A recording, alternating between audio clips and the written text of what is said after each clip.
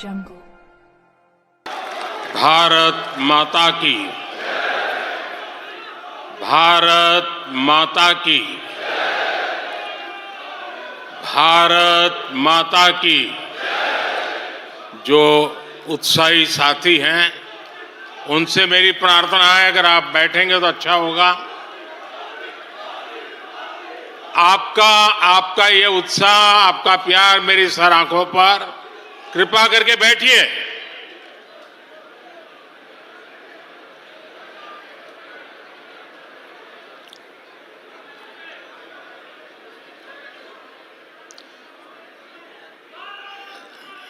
थोड़ी जगह कम पड़ रही है, मेरी सबसे प्रार्थना है, भले नीचे बैठना पड़े लेकिन अगर आप बैठेंगे तो अच्छा होगा।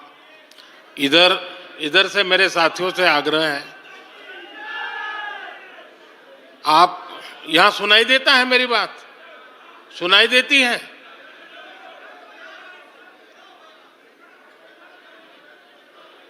जरा प्रबंधक उस तरफ देखे भाई, जगह नहीं है तो कृपा करके आप कहीं पर भी नीचे बैठ जाइए।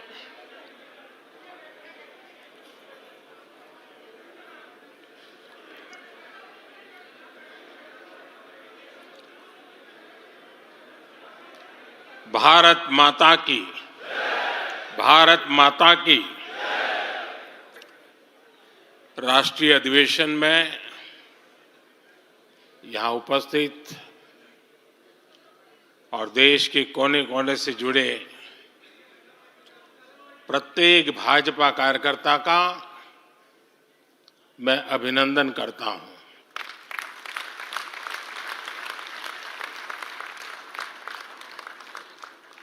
भाजपा का कार्यकर्ता साल के हर दिन 24 घंटे देश की सेवा के लिए कुछ न कुछ करता ही रहता है।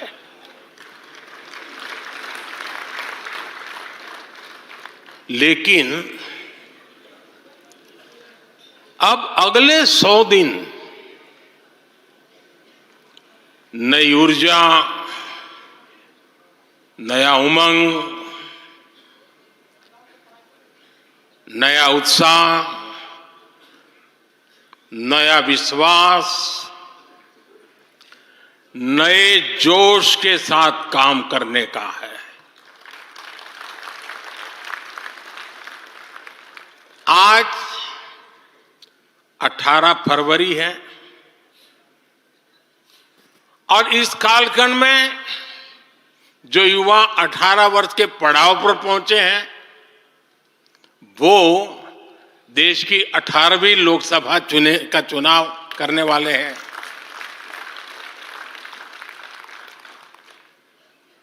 अगले 100 दिन हम सबको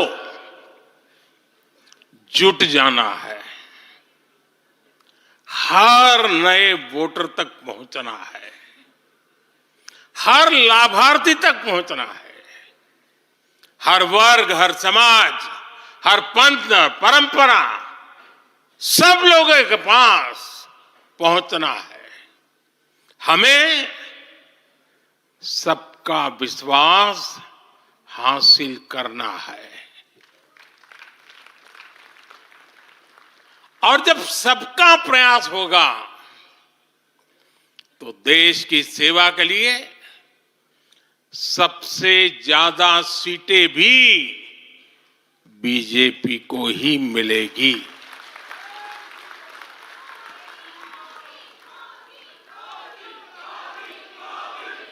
और आज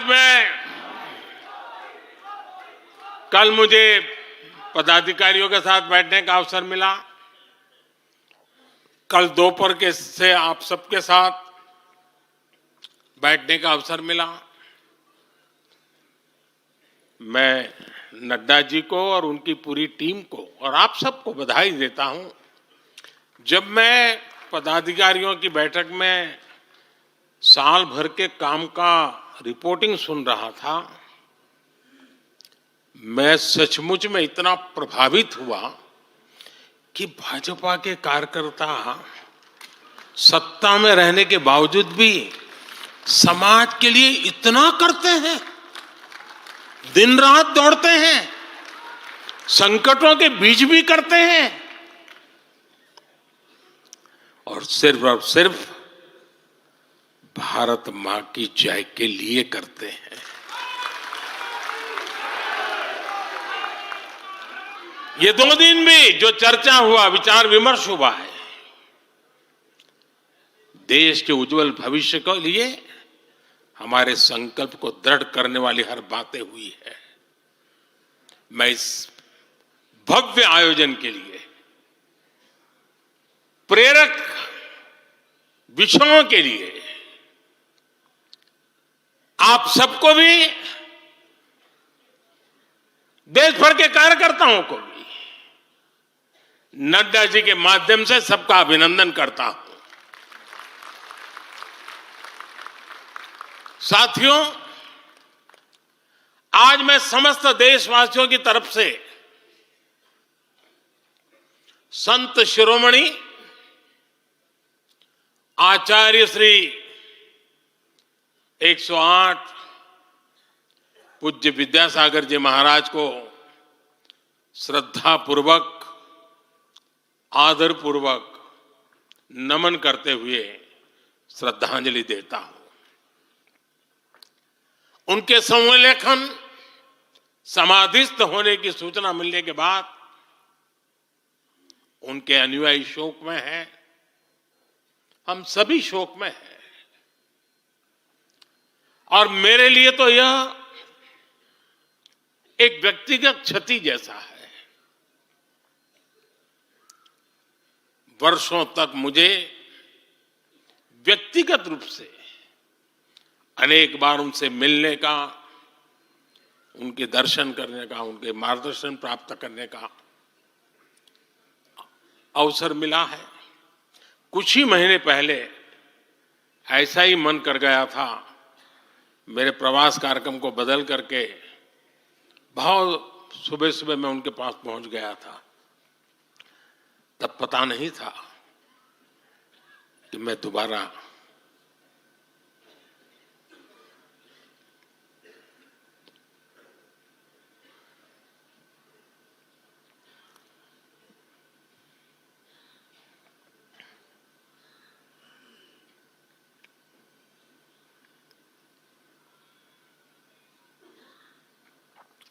उनके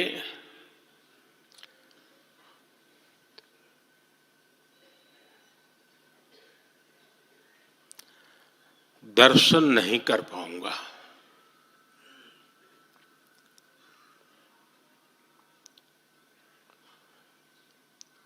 ये मेरा सौभाग्य रहा है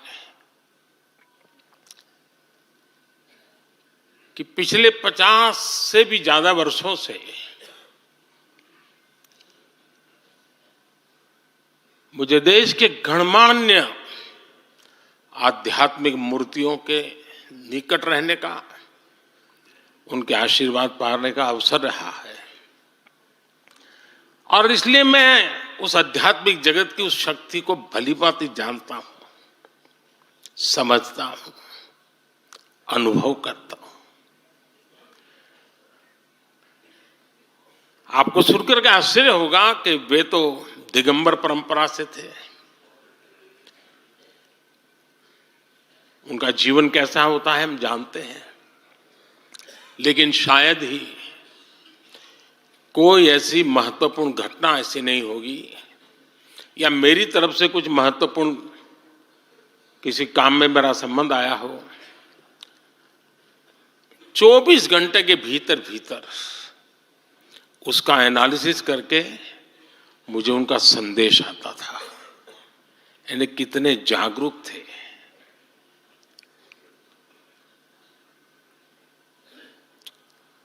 और अपनी विराट आध्यात्मिक यात्रा, और उसके बाद भी वो हम सबको हमेशा प्रेरणा देते रहे हैं। जीवन भर उतनी सौम्यता के साथ उनका लोगों को मिलना, उन्होंने हमारे युवाओं को परंपराओं से जोड़ा, गरीबों तक शिक्षा और स्वास्थ्य की सुविधाएं पहुंचाई। उनका पूरा जीवन उस व्यक्ति के लिए प्रेरणा जैसा है जिसने गरीबों और वंचितों के लिए काम करने का संकल्प लिया है। आज जब भारत प्रगति के पथ पर आगे बढ़ रहा है, मुझे विश्वास है कि उनके सिद्धांत और उनका आशीर्वाद ऐसे ही भारत भूमि को प्रेरणा देता रहेंगे। साथियों, पिछले 10 वर्षों में भारत ने जो गति हासिल की है, बड़े लक्ष्यों को प्राप्त करने का जो हौसला पाया है, यह अभूतपूर्व है साथियों। और इसलिए नहीं कि मैं कह रहा हूं, दुनिया गाजे बाजे के साथ बोल रही है।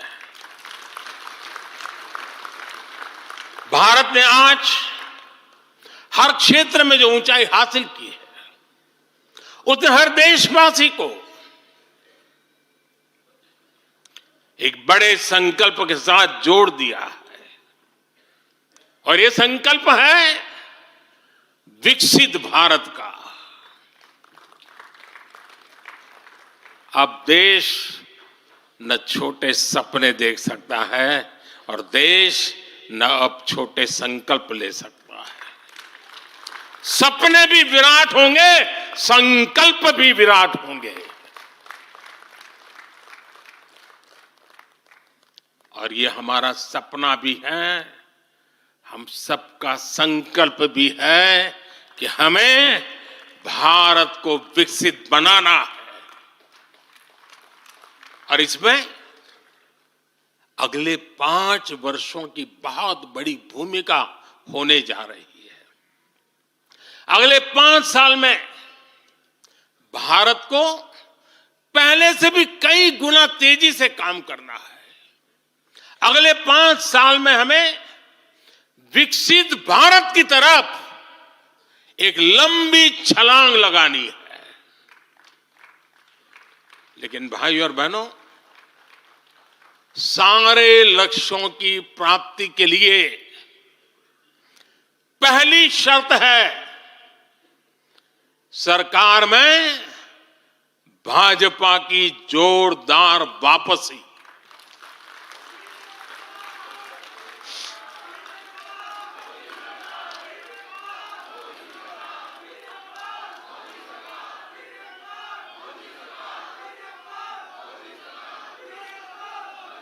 आज विपक्ष के नेता भी एनडीए सरकार 400 पार के नारे लगा रहे हैं।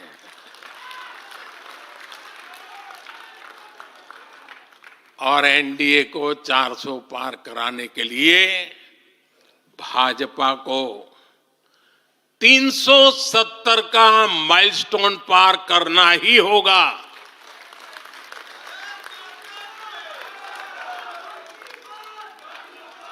साथियों, कई बार लोग मुझसे कहते हैं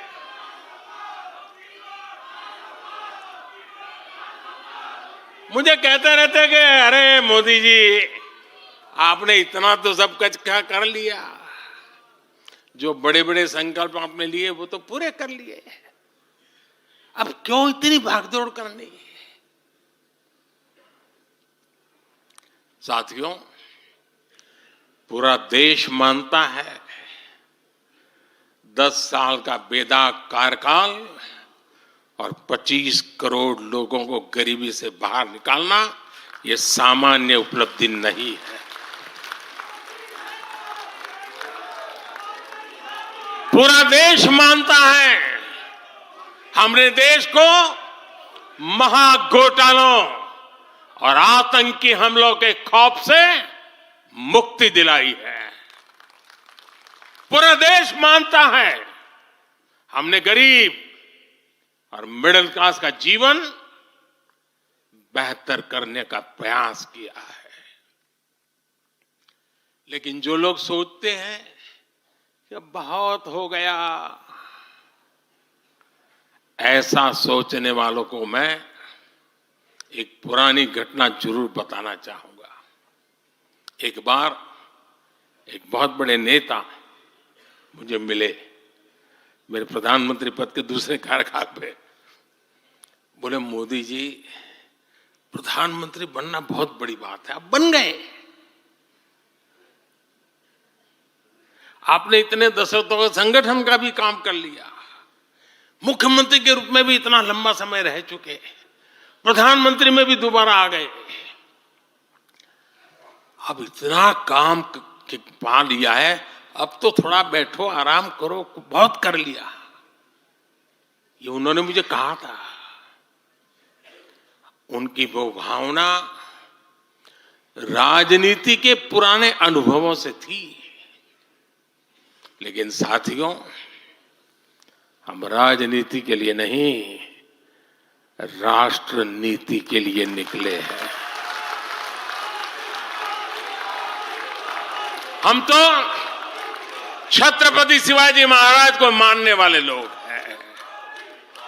जब छत्रपति शिवाजी महाराज का राज्याभिषेक हुआ तो उन्होंने ये नहीं किया कि अब तो छत्रपति बन गए, सत्ता मिल गई तो चलो उसका आनंद लो। उन्होंने अपना मिशन जारी रखा। ऐसे ही उनसे प्रेरणा लेकर के मैं अपने सुख वैभव के लिए जीने वाला व्यक्ति नहीं हूं।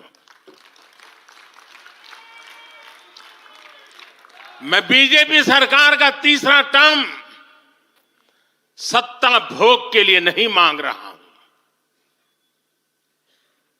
मैं राष्ट्र का संकल्प लेकर निकला हुआ व्यक्ति हूं। अगर मैं अपने घर की ही चिंता करता तो आज करोड़ों गरीबों के घर नहीं बना पाता। मैं देश के करोड़ों बच्चों के भविष्य के लिए जीता हूं, जागता हूं, जूझता रहता हूं। देश के करोड़ों युवाओं, करोड़ों बहनों बेटियों, करोड़ों गरीबों का सपना ही मोदी का संकल्प है।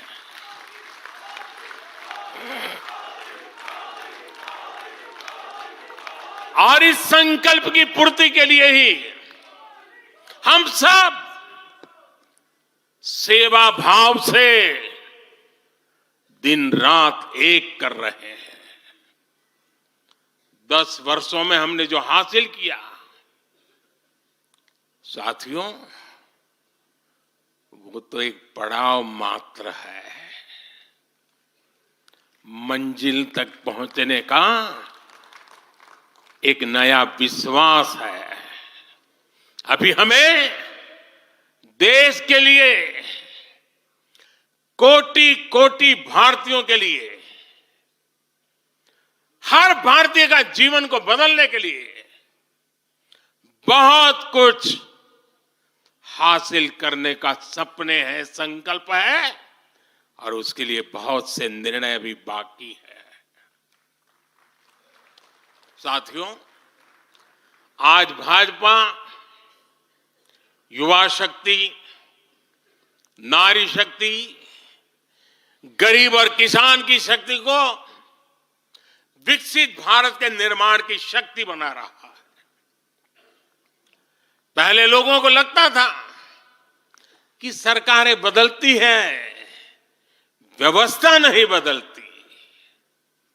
हमने सच्चे अर्थ में सामाजिक न्याय की भावना से हर व्यवस्था को पुरानी सोच, पुरानी अप्रोच से बाहर निकाला। जिनको किसी ने नहीं पूछा, हमने उन्हें पूछा है। इतना ही नहीं, हमने उसको पूजा है। आदिवासियों में भी, सबसे पिछड़ी जनजातियों को पहले किसी ने नहीं पूछा, हमने उनके लिए पीएम जनमन योजना बनाई। लाखों विश्वकर्मा परिवारों को किसी ने नहीं पूछा, हमने उनके लिए पीएम विश्वकर्मा योजना बनाई। रेहड़ी ठेले फुटपाथ पर काम करने वाले लाखों साथियों के बारे में किसी ने नहीं सोचा, हमने उनके लिए पीएम स्वनिधि योजना बनाई। साथियों, पहले की सरकारों ने महिलाओं के हितों की, उनके जीवन में आ रही परेशानियों की भी कभी चिंता नहीं की। हमारे यहां बेटियों को गर्भ में ही मार डालने की कितनी विराट समस्या थी। हमने इसके लिए सामाजिक चेतना, साथ साथ कड़े कानून दोनों का सहारा लिया। पहली बार देश में बेटी बचाओ बेटी पढ़ाओ जैसा एक जन आंदोलन चला, जिसका एक बहुत ही सार्थक प्रभाव हुआ। हमने बालिकाओं के, महिलाओं के पोषण पर विशेष बल दिया। हमने पोषण अभियान चलाया ताकि गर्भवती महिलाओं को उचित मदद मिल सके। स्वस्थ महिला ही स्वस्थ संतान को जन्म दे सकती है। गर्भ के समय महिलाओं को उचित पोषण मिले, इसके लिए मातृ वंदना योजना के तहत 3.25 करोड़ से अधिक बहनों को सीधी मदद दी। हमने सुरक्षित मातृत्व अभियान के तहत लगभग 5 करोड़ गर्भवती महिलाओं को हेल्थ चेकअप किया। प्रयास यही था कि माता और शिशु दोनों के जीवन पर पहले जो खतरे रहते थे उन्हें कम किया जा सके। 2014 से पहले महिला सुरक्षा को लेकर कितनी चिंताएं होती थी। हर कोई चिंतित रहता था। हमने रेप, बलात्कार ऐसे अपराधों को, संगीन अपराधों में फांसी की सजा सुनिश्चित की। ऐसे मामलों का तेजी से निपटारा हो, इसके लिए भी विशेष व्यवस्थाएं बनाई। साथियों, मैं देश का पहला प्रधानमंत्री हूं जिसने शौचालय जैसे विषय को लाल किले से उठाया। मैं देश का पहला प्रधानमंत्री हूं जिसने महिलाओं के खिलाफ अपशब्दों पर लाल किले से नाराजगी व्यक्त की थी। नारी गरिमा, नारी सम्मान हमारे लिए सर्वोपरि है। मुझे गर्व है कि पिछले 10 वर्षों में भाजपा सरकार ने महिलाओं का जीवन आसान बनाने के लिए अनेक कदम उठाए हैं। हमने 10 करोड़ उज्ज्वला गैस कनेक्शन दिया। हमने 4 करोड़ घर बनवाए, जिनमें 3 करोड़ से ज्यादा घर महिलाओं के नाम रजिस्टर हुए। हमने महिलाओं के नाम 3 करोड़ से ज्यादा घर रजिस्टर करवाकर उनको घर की मालकिन बनाया। हमने 10 करोड़ परिवारों की बहनों को पहली बार नल से जल दिया। हमने 12 करोड़ परिवारों की बहनों को टॉयलेट दिया। और टॉयलेट वो 4 दीवारी नहीं है, इज्जत घर है। हमने 1 रुपये में सुविधा सैनिटरी पैड्स की योजना शुरू की। हमने 25 करोड़ से ज्यादा महिलाओं के बैंक अकाउंट खोले। हमने 30 करोड़ से अधिक मुद्रा लोन महिला लाभार्थियों को दिए। साथियों, बहनों को आर्थिक रूप से सशक्त करने के लिए, बेटियों को नौकरी करने में आसानी हो, इसके लिए हमने अनेक कदम उठाए। हमने सेल्फ हेल्प ग्रुप से 10 करोड़ बहनों को जोड़ा। हमने 1 करोड़ बहनों को लखपति दीदी बनाया। खादी को जो फिर से नया जीवन मिला है, उसका फायदा भी सबसे अधिक गांव की बहनों को ही हुआ है। हमने प्रेगनेंसी लीव को बढ़ाकर 26 हफ्ते किया। पहले फैक्ट्रियों में या दूसरी जगहों पर महिलाओं को नाइट शिफ्ट में काम करने के लिए अनेक अड़चने थी। हमने श्रम कानूनों में सुधार करके उनको भी दूर किया। हमने पैरामिलिट्री फोर्सेस में महिलाओं की भर्ती 2 गुने से अधिक की। हमने सेनाओं के अग्रणी मोर्चों में महिलाओं की तैनाती को सुनिश्चित किया। हमने सैनिक स्कूलों और मिलिट्री एकेडमी के दरवाजे बेटियों के लिए खोल दिए। साथियों, इस बार 26 जनवरी को कर्तव्य पथ भारत की नारी शक्ति से पूरे देश को प्रेरणा दे रहा था। साथियों, आने वाले समय में हमारी माताओं, बहनों, बेटियों के लिए अवसर ही अवसर आने वाले हैं।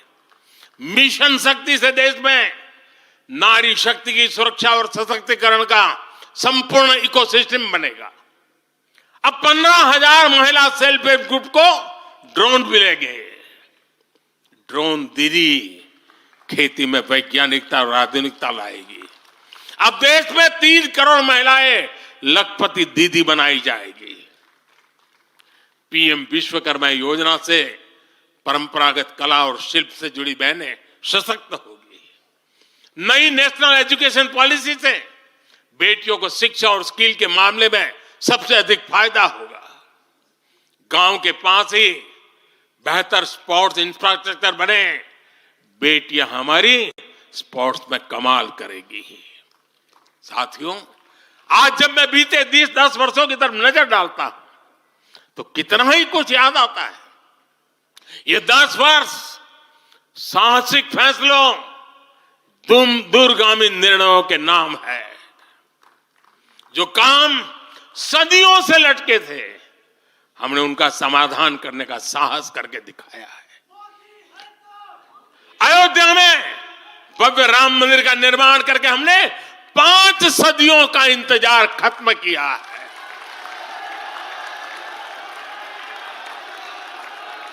गुजरात के पावागढ़ में 500 साल बाद धर्म ध्वजा फहराई गई है। 7 दशक बाद हमने करतारपुर साहिब राहदारी खोली है। 7 दशक के इंतजार बाद देश को आर्टिकल 370 से मुक्ति मिली है। लगभग 6 दशक बाद राजपथ कर्तव्य पथ के नए स्वरूप में सामने आया है। 4 दशक बाद आखिरकार 1 रैंक 1 पेंशन की मांग पूरी हुई है। 3 दशक बाद आखिरकार देश को नई राष्ट्रीय शिक्षा नीति मिली है। 3 दशक बाद आखिरकार लोकसभा और विधानसभा में महिलाओं को आरक्षण मिला है। 3 तलाक की बुराई के लिए विरुद्ध कड़ा कानून बनाने का साहस भी हमने दिखाया है। दशकों से नए संसद भवन की जरूरत महसूस हो रही थी, उसे हमने ही पूरा किया। यह प्रत्येक भाजपा कार्यकर्ता का सौभाग्य है कि वैसी अनेक सिद्धियों का निमित्त बन सके। साथियों, कोई भी देश हो, वो अपना भविष्य तभी संवार सकता है जब वह अपने इतिहास को सहज कर रखता है। बीते वर्षों में भारत ने अपने इतिहास को सहेजा भी है, संवारा भी है। हमने नेशनल वॉर मेमोरियल का निर्माण किया। हमने राष्ट्रीय पुलिस स्मारक बनाई। हमने अंडमान में नेताजी सुभाष और परमवीर चक्र विजेताओं के नाम पर द्वीपों का नामकरण किया। हमने दांडी में नमक सत्याग्रह का आधुनिक स्मारक का निर्माण किया। हमने बाबा साहब आंबेडकर से जुड़े पंच तीर्थ को विकसित किया। हमने रांची में भगवान बिरसा मुंडा की स्मृति में म्यूजियम बनाया। सरदार पटेल को समर्पित स्टैच्यू ऑफ यूनिटी हमारे कार्यकाल में बनी। 31 अक्टूबर को राष्ट्रीय एकता दिवस हमारी सरकार ने घोषित किया। 15 नवंबर को जनजातीय गौरव दिवस के रूप में घोषित करने का अवसर हमें मिला। 14 अगस्त को विभाजन विभीषिका दिवस के रूप में याद करने का निर्णय हमारी सरकार ने लिया। 26 दिसंबर को हमने साहिबजादों की स्मृति में वीर बाल दिवस घोषित किया। 26 नवंबर को संविधान दिवस घोषित करने का फैसला भी हमारी सरकार ने किया और 21 जून को संयुक्त राष्ट्र इंटरनेशनल योगा डे भी हमारी ही सरकार के प्रयासों से घोषित किया। साथियों, विपक्ष के हमारे दल भले ही योजनाओं को पूरा करना न जानते हो, लेकिन झूठे वादे करने में इनका कोई जवाब नहीं रहा है। बावजूद इसके आज एक वायदा करने से ये सारे राजनीतिक दल घबराते हैं।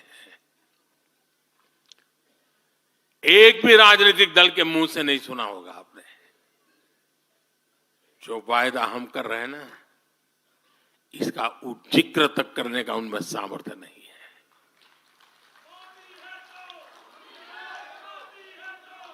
और हमारा वायदा है विकसित भारत का।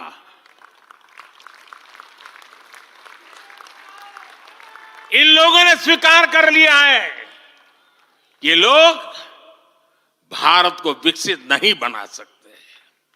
सिर्फ और सिर्फ बीजेपी ही ऐसी पार्टी है, एनडीए ही ऐसा एक गठ है जिसने इसका सपना देखा है।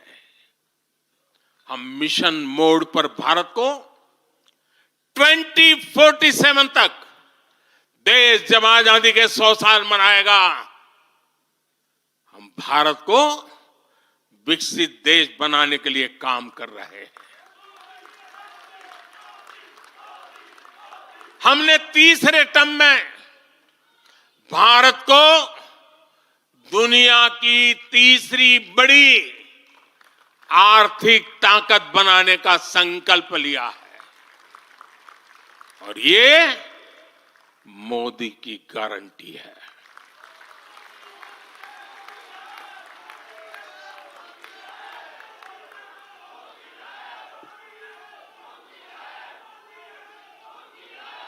और जब मैं भारत को तीसरी आर्थिक ताकत बनाने की बात करता हूं, तो उसका मतलब भी बहुत गहरा है। इसका मतलब है भारत के आर्थिक, सामरिक और सांस्कृतिक सामर्थ्य का कई गुना विस्तार, चहुं दिशा में विस्तार। साथियों, हम इसके लिए कितनी तेजी से काम कर रहे हैं, इसका हिसाब लगाना भी जरूरी है।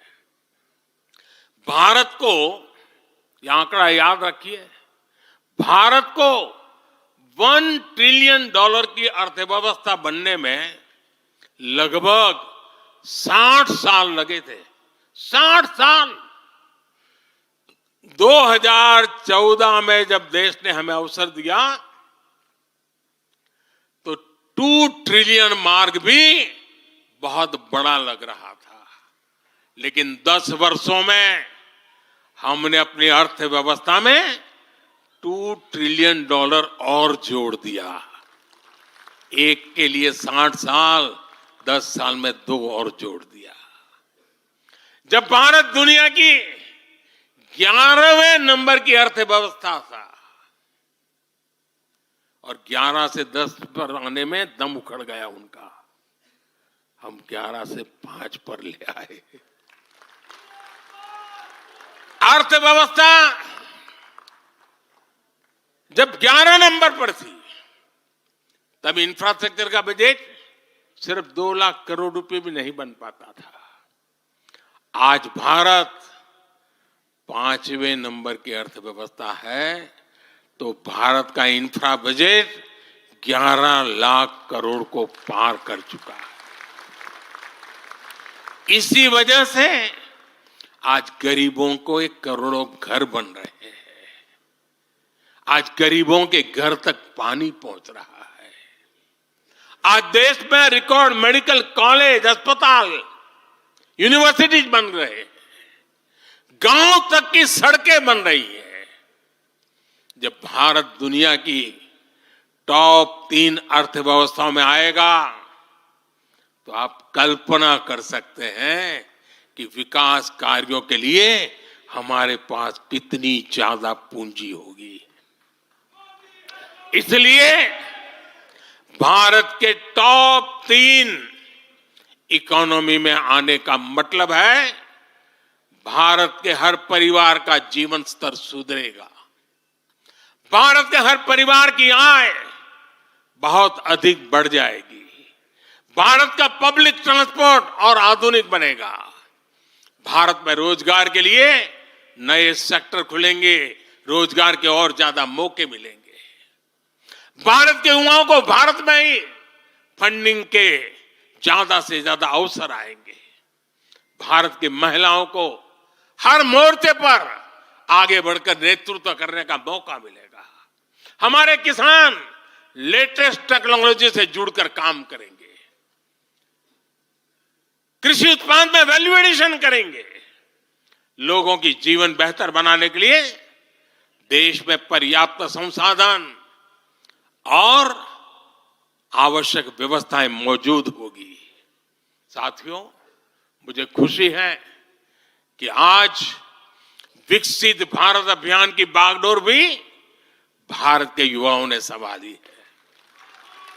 पिछले 1.5 साल में विकसित भारत के संकल्प से जुड़े सुझावों के लिए, और लोगों को ऐसा लगता होगा कि हम बात पता, ऐसा नहीं है, इस पर हम 1.5 साल से चुपचाप काम कर रहे हैं। सरकार की मशीनरी को लगाया है और आपको जानकर के खुशी होगी, अब तक 15 लाख लोगों से ज्यादा लोगों ने विकसित भारत कैसा हो, रोडमैप कैसा हो, इनिशिएटिव कैसे हो, नीतियां कैसी हो, इसमें विचार विमर्श हुआ है। लोगों ने अपने आइडियाज दिए हैं और आपको जानकर के और खुशी होगी, इन 15 लाख में से आधे से ज्यादा वो लोग हैं जिनकी उम्र 35 से कम है। पूरी युवा सोच के साथ हम आगे बढ़ रहे हैं। इन लाखों युवाओं ने विकसित भारत का रोड मैप सुझाया है।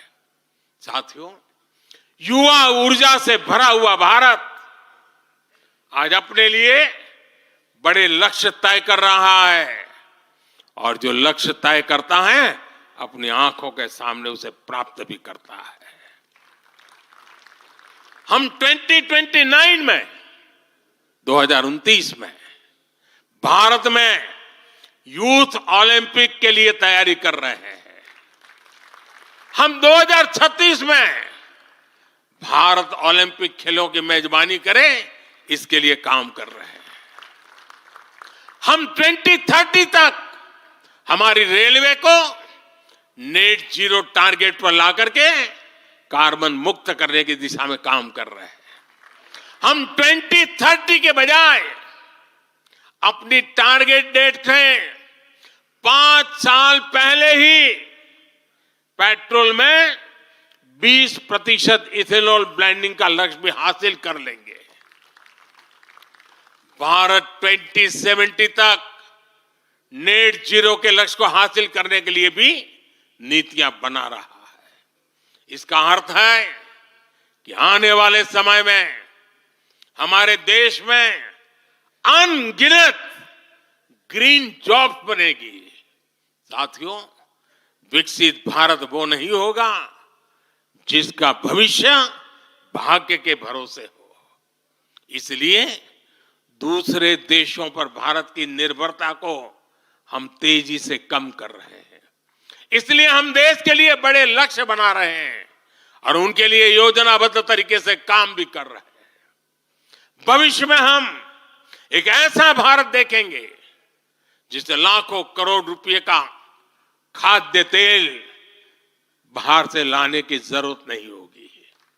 हमारे पाम ऑयल मिशन की मदद से हमारे किसान इतने सशक्त हो जाएंगे कि वो देश के पैसों की बचत कर सके। बीते कुछ वर्षों में दलहन, तिलहन और श्री अन्न के लिए विशेष नीतियां बनाई है, जिससे छोटे छोटे किसानों को मदद हो रही है। भविष्य में भी हमारे किसानों को इनसे और लाभ मिलेगा। किसानों के भविष्य को सुरक्षित करने के लिए हमने देश के कोने कोने में अमृत सरोवर अभियान भी शुरू किया। आजादी का अमृत महोत्सव, हम बहुत कुछ कर सकते थे। हम दिल्ली के अंदर कोई एक बड़ा ताबूत खड़ा कर दे के नाम लिखवा सकते थे कि आजादी के अमृत काल में मोदी जी ये बना के गए। हमने आजादी के अमृत वर्ष को जन आंदोलन बनाया और काम क्या किया? तालाब बनाए। हर गांव में जब तालाब बनते हैं ना, वो किसान को सुरक्षित करते हैं, शुद्ध पानी की गारंटी देते हैं, जमीन उर्वरक बना देते हैं। लंबे भविष्य को सोच करके ऐसे काम हम करते हैं। और इस अभियान के तहत देश में अब तक 60,000 से ज्यादा नए सरोवर बनाए जा चुके हैं। 60,000 तालाब शायद ही किसी सरकार के नसीब में इतना बड़ा काम करने का सौभाग्य आया होगा। ये सरोवर जल सुरक्षा सुनिश्चित करने में किसानों की मदद करेंगे। आज ग्रीन हाइड्रोजन से जुड़े अभियान और सोलर रूफटॉप मिशन के कारण देश रिन्यूएबल एनर्जी के क्षेत्र में भी तेजी से आगे बढ़ रहा है।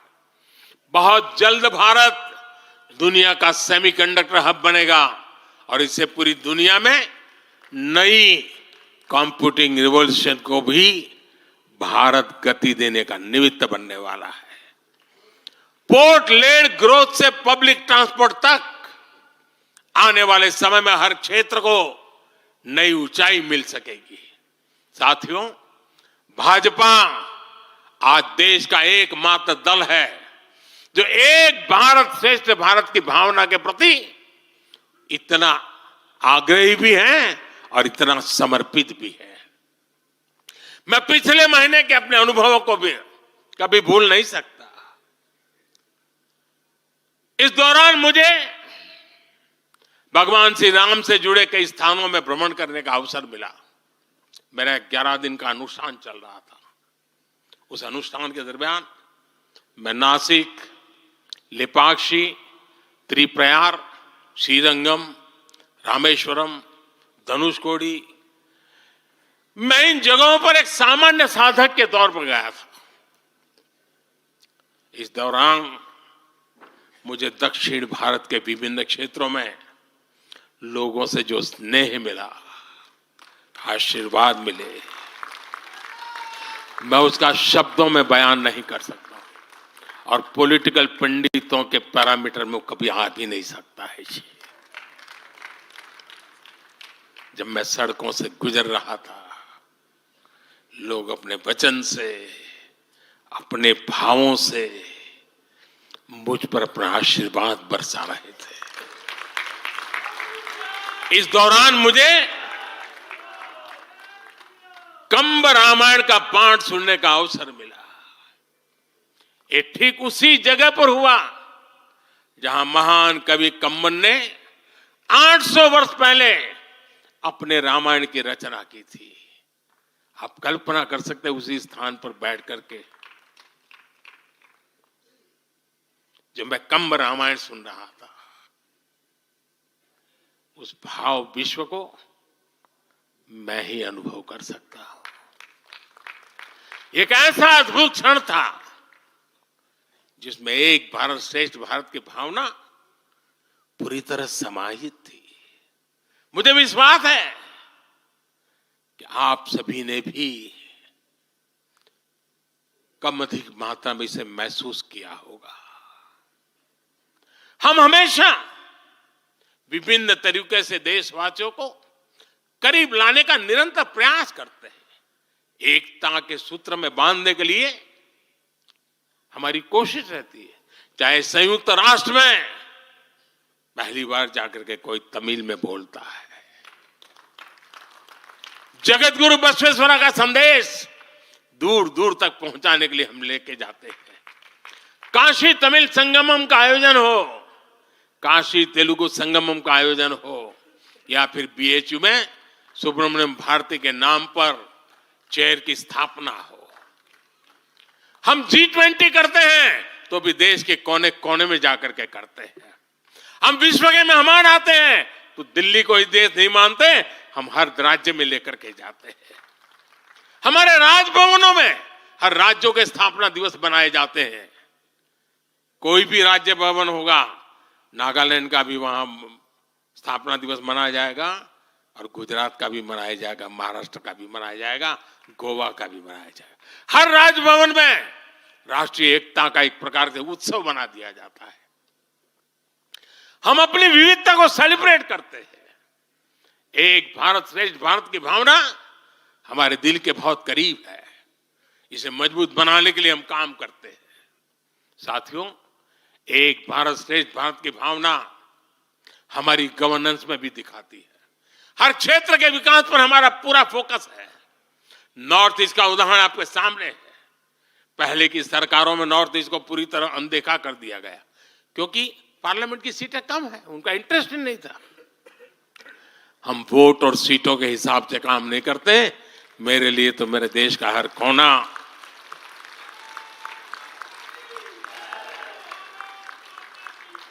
समृद्ध हो, विकसित हो, ये हमारा भाव है।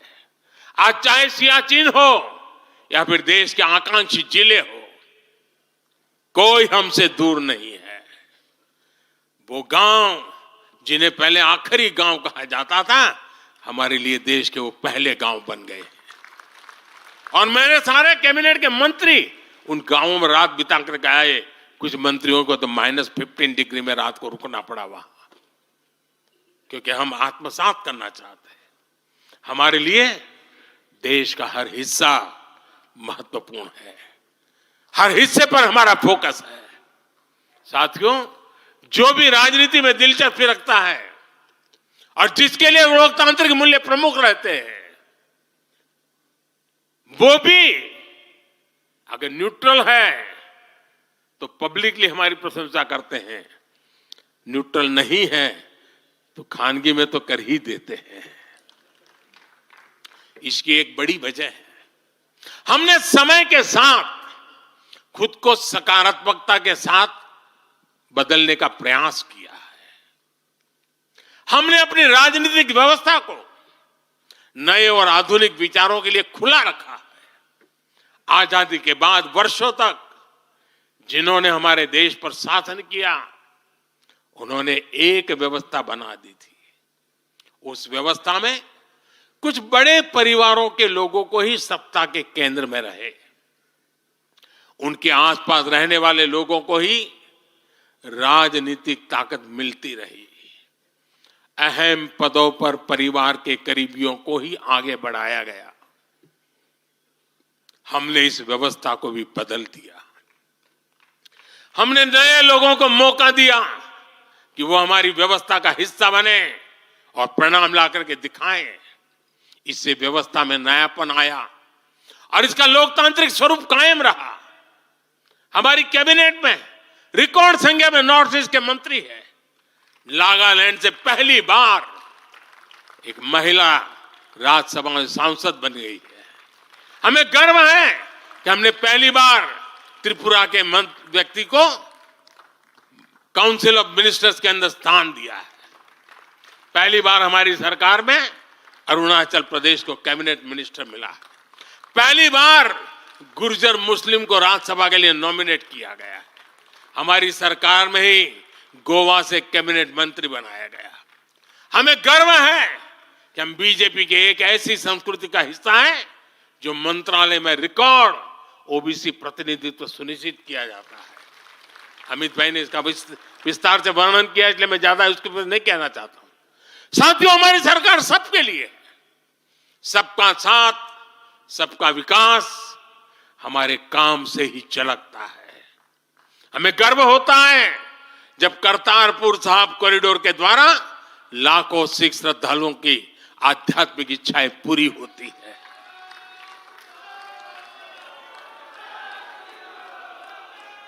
अब कल्पना कीजिए, 70 साल तक भारत की सीमा में रह करके हमारे सिख पंथ के अनुयायी दूरबीन से पाकिस्तान के अंदर करतारपुर साहिब के दर्शन करते थे। हमने रास्ते खोल दिए दोस्तों। अब वो स्थिति बदल गई है।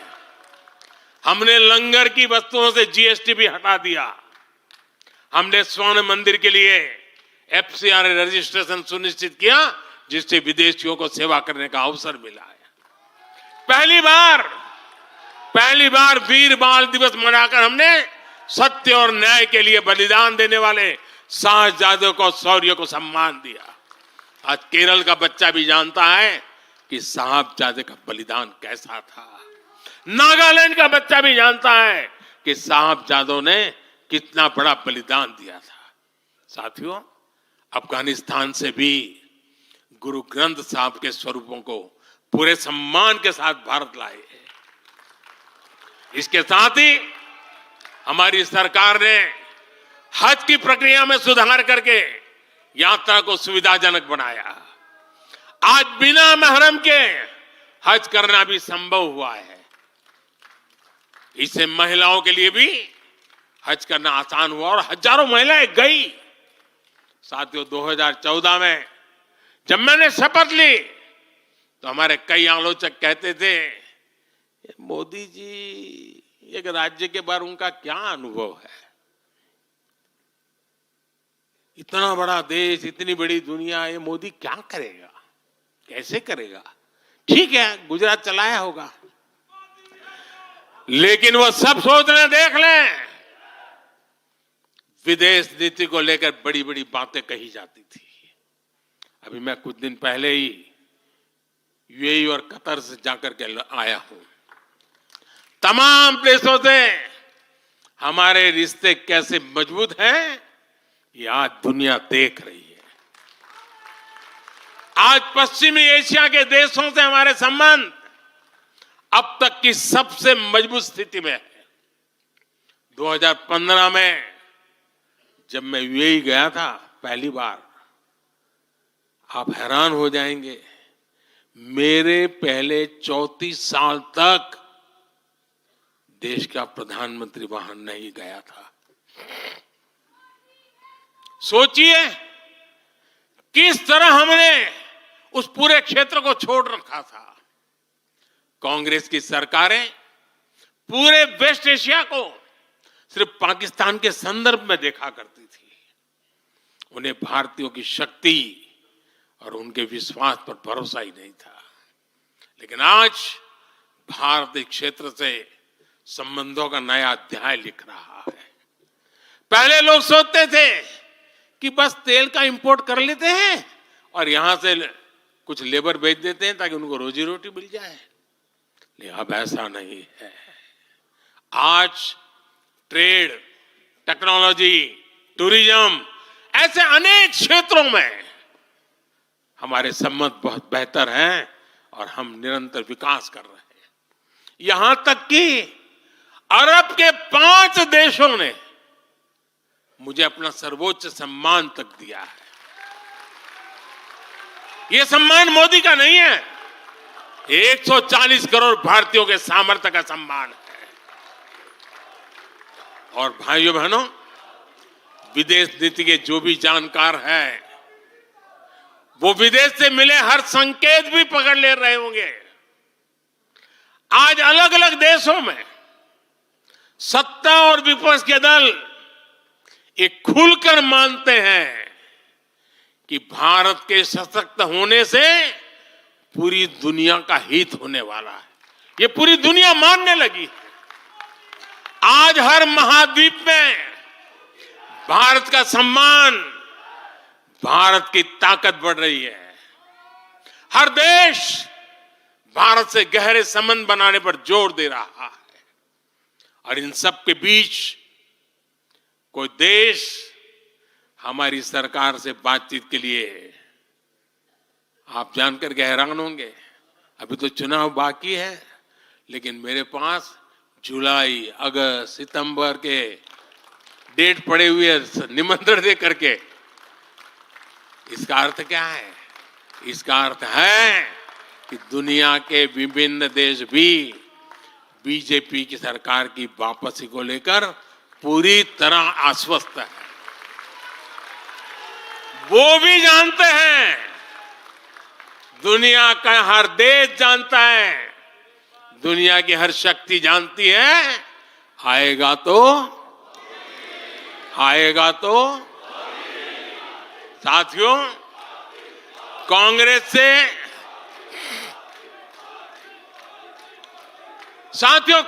से देश को बचाना, देश के हर नागरिक को बचाना, हमारे बच्चों का, हमारे युवाओं का भविष्य बचाना बीजेपी के प्रत्येक कार्यकर्ता का दायित्व है।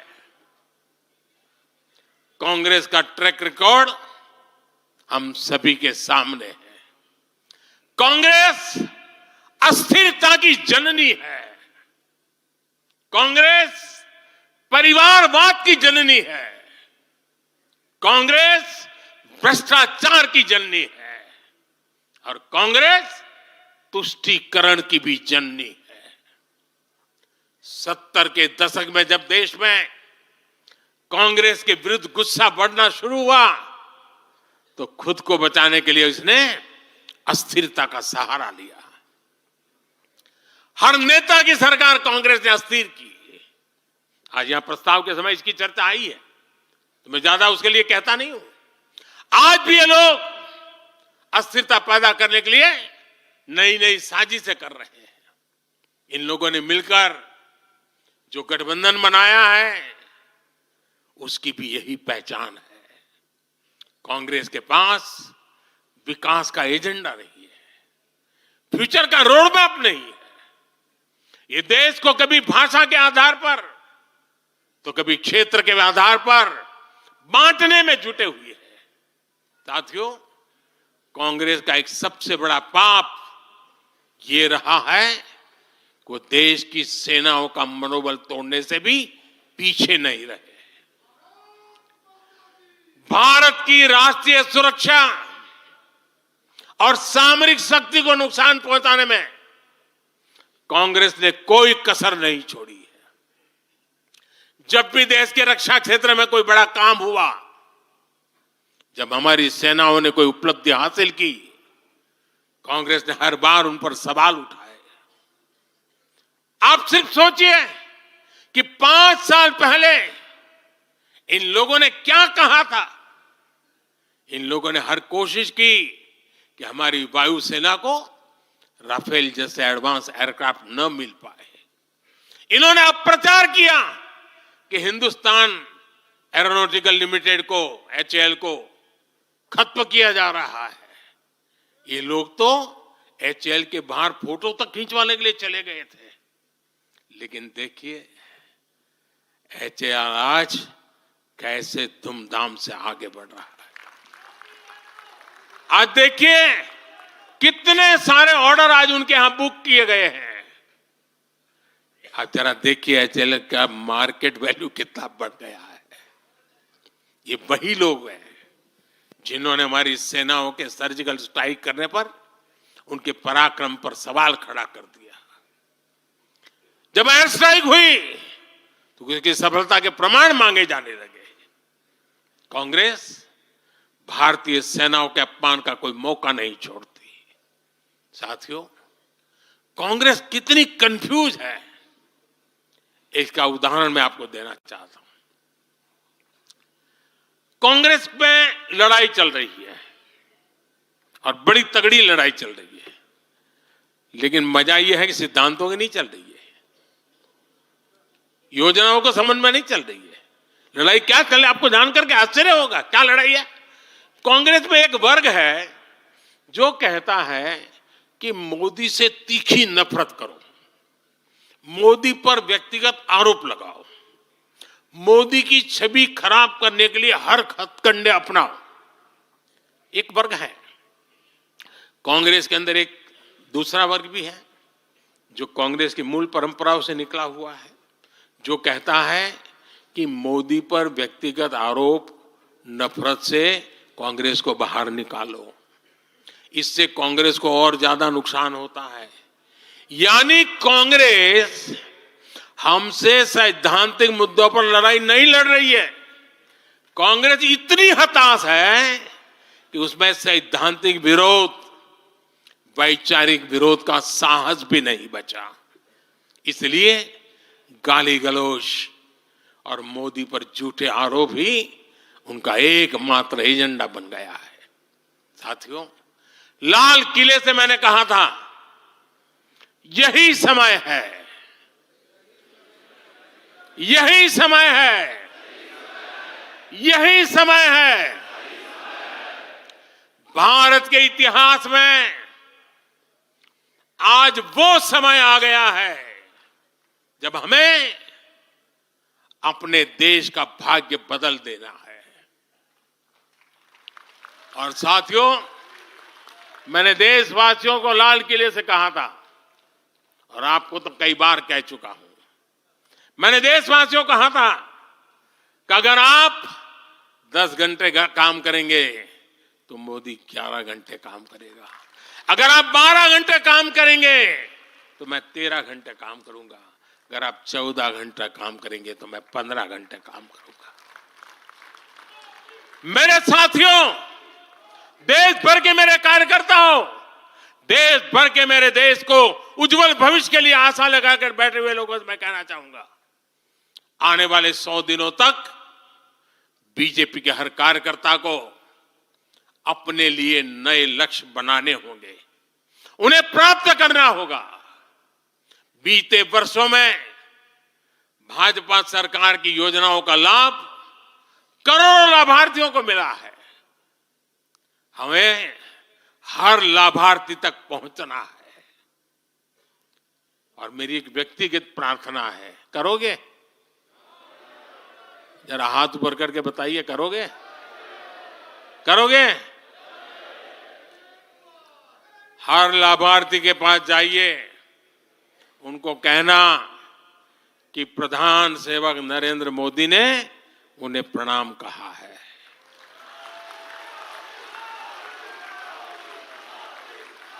और इसमें आपको नमो ऐप से भी बहुत मदद मिलेगी। आप नमो ऐप के जरिए मेरा प्रणाम और मेरी चिट्ठी उन लाभार्थियों तक जरूर पहुंचाएंगे। किसी भी बूथ में एक भी फर्स्ट टाइम वोटर ऐसा ना हो जिस तक बीजेपी का कार्यकर्ता पहुंचा ना हो। आपको उन्हें पिछले 10 वर्षों के काम और आने वाले 5 वर्षों के प्लान, इसके विषय में जरूर बताना है। मैं आपको उन्हें नमो ऐप पर विकसित भारत का ब्रांड एम्बेसडर बनाने के लिए हमें उसको जोड़ना है। वो हमारा एम्बेसडर है। मतदान के दिन इन सभी मतदाताओं को बूथ पर लाकर हमें कमल निशान पर मतदान करवाना है और जहां एनडीए के साथी हो उनके निशान पर मतदान करवाना है। साथियों, हमें याद रखना है, हमें सिर्फ सरकार बनाने के लिए लोगों को नहीं जोड़ना, बल्कि देश बनाने के लिए भी तो लोगों को जोड़ना है। जो किसी भी कारण से अभी भी भाजपा से दूर है, उन तक हमें पहुंचना है। सबका साथ, सबका विकास ही हमारा मंत्र है। हमारे स्वतंत्रता सेनानियों ने जो सपने देखे थे, अब उन्हें पूरा करने का समय आ गया है। और इसके लिए भाजपा जरूरी है। इसके लिए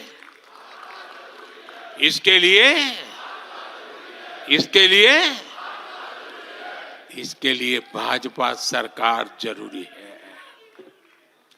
आज देश की जनता कह रही है, भ्रष्टाचार पर सख्त कार्रवाई होती रहे, इसलिए महंगाई पर लगाम लगी रहे, इसलिए देश के दुश्मनों में डर बना रहे, इसलिए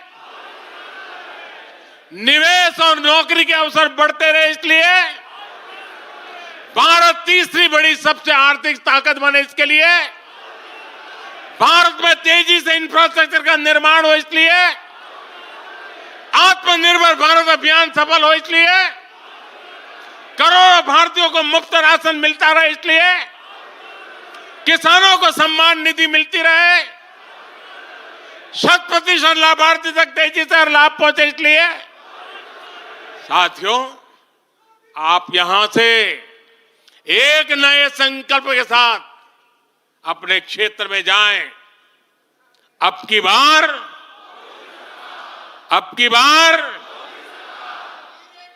400 पार, अब की बार इस मिशन पर हमें जुट जाना है।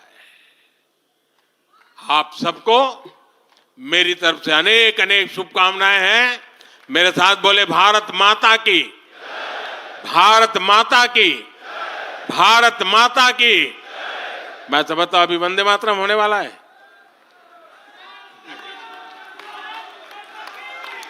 माननीय प्रधानमंत्री जी के संबोधन के बाद अभी राष्ट्रगान होगा। हम सभी अपने स्थान पर खड़े हो जाएं। राष्ट्रगान।